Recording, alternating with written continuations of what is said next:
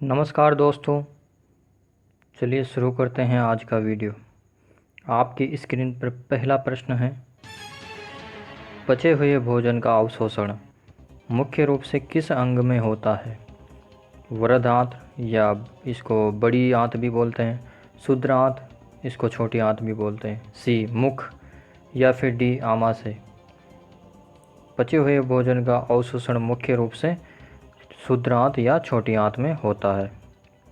अगला प्रश्न है, हमारे शरीर में पाचन की मुख्य क्रिया किस अंग में पाई जाती है? ए वृहदांत, बी आमाशय, सी मलाशय, या फिर डी ग्रसिका।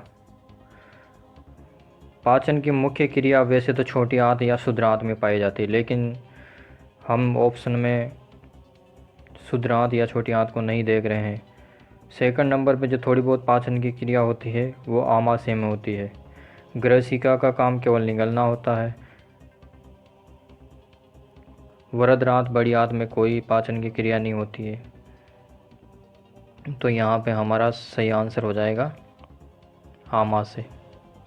अगला प्रश्न है, हृदय स्पंदन किससे मापा जाता है? ए रिएक्टर, बी स्टेथोस्कोप, सी टेलीस्कोप, या फिर डी मार्कोनी पैमाना। इसका सही जवाब है बी स्टेथोस्कोप। अगला प्रश्न है, स्टेथोस्कोप का आविष्कार किसने किया? ए न्यूटन ने, बी ग्राम बेल ने, सी आइंस्टीन ने, या फिर डी आर्नेली ने। इसका सही जवाब है डी आर्लिनी। अगला प्रश्न है, निम्न में से कौन सा सही सुमेलित है? एरिथ्रोसाइट, इसको लाल रुधिर कणिकाएं भी बोलते हैं, बी थ्रोम्बोसाइट्स या प्लेटलेट्स, सी ल्यूकोसाइट्स या श्वेत रुधिर कणिका हैं, या फिर डी उपरोक्त सभी। सही जवाब है डी सभी सही सुमेलित है।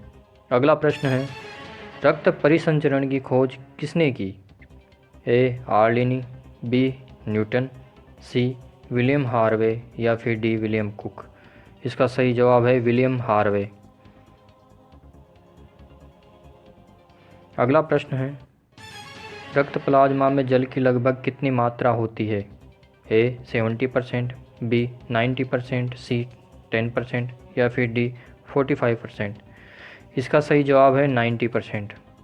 और 10% में अन्य चीज़ें होती है, जिसमें कार्बनिक पदार्थ और अकार्बनिक पदार्थ आ गए। कार्बनिक पदार्थ कौन कौन से? जैसे कि ग्लूकोज हो गए, एमिनो अम्ल हो गया, एमिनो एसिड, वसा अम्ल हो गए, और साथ में ये 10% में ऑक्सीजन और अन्य गुलित गैसें भी आ गई। तो 90% जल होता है और 10% में बाकी की चीज़ें आ गई। अगला प्रश्न है, निम्नलिखित में से किसके कारण रुधिर का रंग लाल होता है? ए फाइब्रिन, बी पर्तीजन, सी हीमोग्लोबिन, या फिर डी प्लेटलेट्स।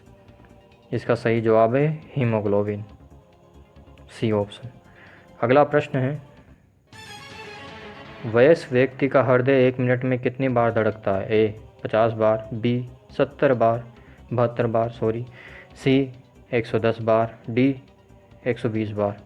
इसका सही जवाब है 72 बार। अगला प्रश्न है, कोलीफॉर्म बैक्टीरिया मानव शरीर के किस अंग में पाया जाता है? ए यकृत, बी छोटी आंत, सी आमाशय, या फिर डी बड़ी आंत।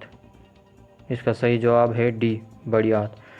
बड़ी आंत के भी 3 पार्ट होते हैं, उसमें भी ये कोलन में पाया जाता है। दूसरा होता है बड़ी आंत का पार्ट, जो दूसरा है वो सीकम है, तीसरा है रेक्टम है। तो जो कोलीफॉर्म बैक्टीरिया पाया जाता है वो बड़ी आंत के कोलन, COLON कोलन पार्ट में पाया जाता है। अगला प्रश्न, आहार नाल की लंबाई कितनी होती है? ए 32 फीट, बी 40 फीट, सी 7 फीट, या फिर डी 10 फीट। आहार नाल की लंबाई होती है 32 फीट। ए ऑप्शन सही है। इसमें से भी लगभग 22 फीट तो छोटी आंत की लंबाई होती है। अगला प्रश्न है, निम्न में से किसको एनर्जी करेंसी के नाम से भी जाना जाता है? ए ऑप्शन है एडीपी, बी सूर्य, सी एटीपी या फिर डी यूडीपी। इसका सही जवाब है सी, एटीपी को एनर्जी करेंसी के नाम से जाना जाता है। अगला प्रश्न है, छोटी आंत की लंबाई कितनी होती है? ए 2 से 3 मीटर, बी 6 से 8 मीटर, सी 10 से 12 मीटर या फिर डी 22 मीटर। डी ऑप्शन आप देखेंगे तो 22 मीटर है। आपको इसकी विमा भी देखनी है, मीटर है या फीट है। इसका सही जवाब है 6 से 8 मीटर। ये लगभग बैठता है 22 फीट के। तो आपको जल्दबाजी में क्वेश्चन कहीं गलत नहीं कर देना है, फीट है या मीटर है ये भी देखना है। चलिए अगला प्रश्न है, रुधिर का पीएच कितना होता है? ए 4, बी 10, सी 6, डी 7.4। रुधिर का पीएच 7.4 होता है। जिस विलयन का पीएच 7.4 होता है उसको हम क्षारीय विलयन बोलते हैं। इस प्रकार रुधिर क्या हो गया? क्षारीय प्रकृति का हो गया। अगला प्रश्न है, मूत्र में हीमोग्लोबिन की उपस्थिति क्या कहलाती है? ए ऑप्शन है टाइफाइड, बी मधुमेह, सी हीमेचुरिया या रक्त में, या फिर डी मलेरिया। मूत्र में हीमोग्लोबिन की उपस्थिति हीमेचुरिया या रक्त में कहलाती है। टाइफाइड एक बैक्टीरिया जनित बीमारी है, मधुमेह इंसुलिन की कमी से होता है, मलेरिया प्लाज्मोडियम की वजह से होता है।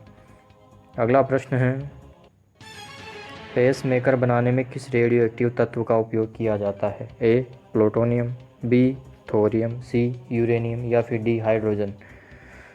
पेस मेकर बनाने के लिए प्लूटोनियम का उपयोग किया जाता है। अगला प्रश्न है, प्रकुंचन दाब और अनुशीलन दाब कितना होता है? 80 मिलीमीटर और 120 millimetre, B 120 mm and 80 mm, C 120 mm and 72 mm, D 72 mm and 90 mm। इसका सही जवाब है बी 120 mm एंड 80 mm। प्रकुंचन दाब और अनुशीलन दाब को समझने के लिए हम घरों में जो आपकी मुख्य पानी की टंकी होती है उसका उदाहरण ले सकते हैं।